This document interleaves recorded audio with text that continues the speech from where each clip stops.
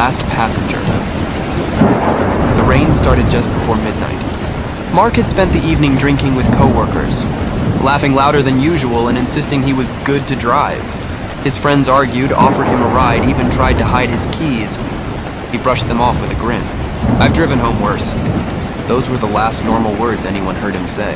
The roads were empty except for the steady rain. Halfway home, Mark noticed a little girl standing beside the highway in a white dress, soaking wet. She couldn't have been older than 8. He slammed on the brakes. When the truck stopped, she was gone, shaken.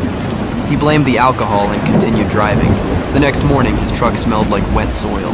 In the back seat lay a small, muddy teddy bear. He didn't own one. He threw it away. That night it was back. He tossed it into a dumpster across town.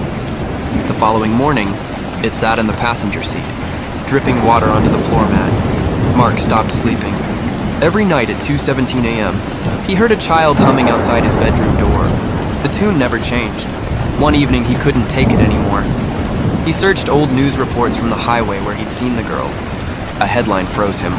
"Family of 3 killed by drunk driver. Daughter's toy never recovered." The article showed a photo of the little girl.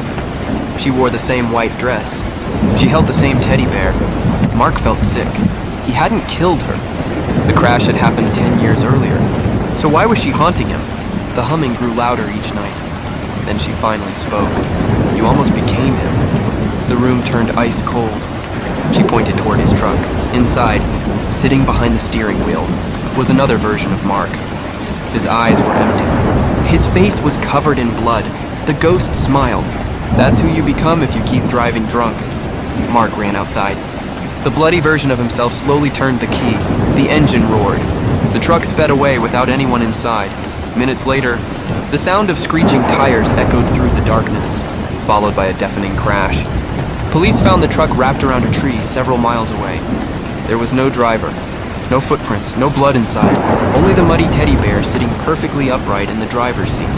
Mark never drank again, years later. People still tell stories about that lonely road.